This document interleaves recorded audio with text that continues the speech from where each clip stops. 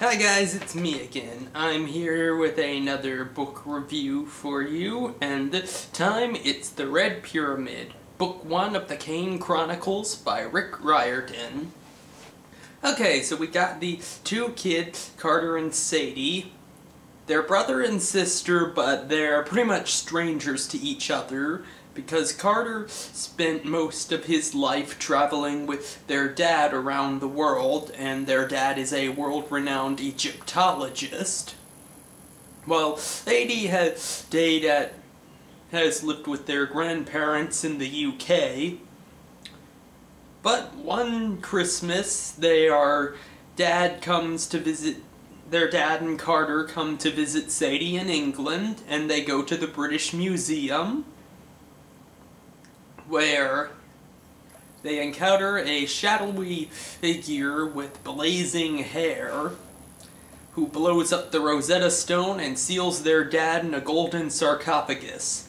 Carter and Sadie soon learn that the gods of Egypt aren't myths. They're very real and have suddenly become very active in the modern world. And the worst of them, the god of chaos, Set, has arisen, and now he's going to go on a rampage of destruction. Fortunately, the other gods have arisen as well, and Carter soon becomes the host of the god Horus, while Sadie becomes the host of the goddess Isis. And they have to learn the ways of Egyptian magic, and not only defeat Set, but also a shadowy organization known as the House of Life that has existed since Egyptian times. And so, will they defeat Set and help bring the house and the gods to reconcile with each other? If you want to find out, check out the book. Okay, now some things I liked. Now, as you guys probably know, Rick Riordan is the same guy who wrote Percy Jackson and the Olympians, and I absolutely love that series. So when I heard he was writing this book, I was more than a little eager to get my hands on it. Now, in my opinion, the first part the first half of the book seemed a little slow, though that was probably because they were establishing how all of this is happening and stuff. But the second half, it was light. I devoured the second half. It was amazing. Kind of felt like it could have been 2 books, but I'm glad it was 1 book. There's going to be 2 additional books, with the second book, The Throne of Fire, coming out this year, and I'm eager to get my hands on it. So one of the things that the book did was you'd have essentially 2 chapters with Carter acting as the narrator, and 2 chapters with Sadie as narrator, and so you'd sort of get their perspective. You sort of get to see how they each had a different perspective on the things that were happening to them. The chapter titles at the beginning are very similar to Percy Jackson and the Olympians. I also liked the way that Riordan portrayed magic as essentially sort of like an energy that you manipulate and stuff.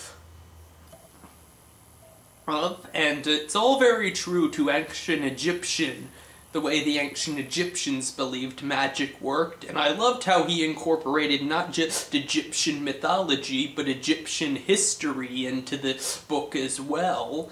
So that was a treat. So some other similarities I noticed with Percy Jackson were the characters.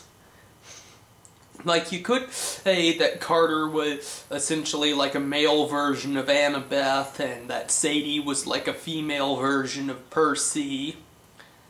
I've heard some people say that, but I think they were very good characters in their own right, with very well-developed personalities, so I don't think they were like carbon copies.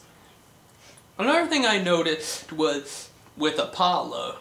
With Toph, he was very similar to Apollo from the Percy Jackson and the Olympian series. Now, I gotta admit, that's not how I would have written Toth's character, and I gotta give points to Riordan for originality, but I don't know, he just seemed a little off. And I also noticed that Anubis seemed kinda similar to Nico from Percy Jackson, but then again, they both had links to death and the afterlife, Anubis being the god of mummification and judge of the dead, while Nico is a son of Hades. I also liked how Riordan explained the whole concept of hosting a god.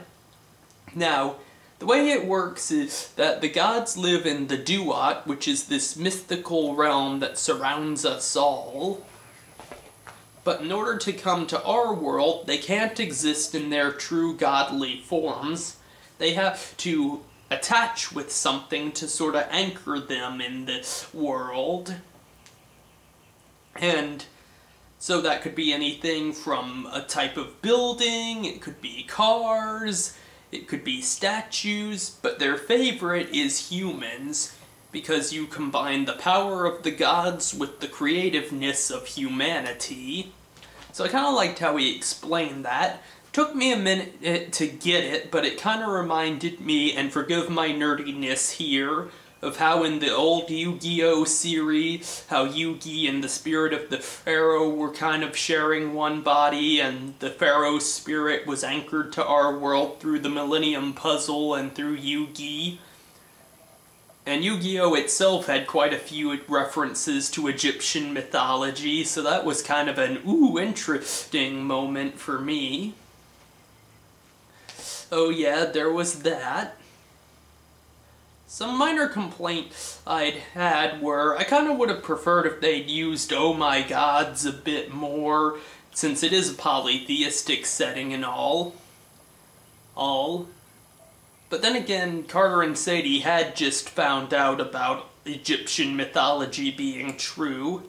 But maybe Riordan could have done like what he did with Percy Jackson, waited till the characters got more into the world before they started using world-specific slang. But I don't know, maybe that'll pop up in the next book. Though another thing that kind of irritated me was how he insisted that they don't worship the gods. They venerate them and respect them, but the House of Life most certainly does not worship the gods. I don't know, that rubbed me wrong. I don't know why. In case you haven't figured it out yet, I am atheist, so this seems a little funny to me, but I don't know. No, how is that any different than having characters who are Hindu or Buddhist or Taoist? I don't know. Something just didn't feel right about that to me. Anyway, that aside, it is an absolutely amazing book, and if you loved Percy Jackson and the Olympians, you will love this book. In fact, they actually take place in the same universe, because at one point they're in Brooklyn with their Uncle Amos at his magical house, and Sadie asked, "What, you can't live in Manhattan?" And then Amos looks at the Empire State Building, home of the gods in Percy Jackson, and remarks, "Manhattan has other gods, other problems. It's best we not get involved." That was a nice little shout-out.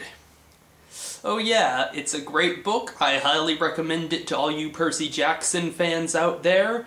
The Red Pyramid, Book 1 of the Kane Chronicles by Rick Riordan. Check it out.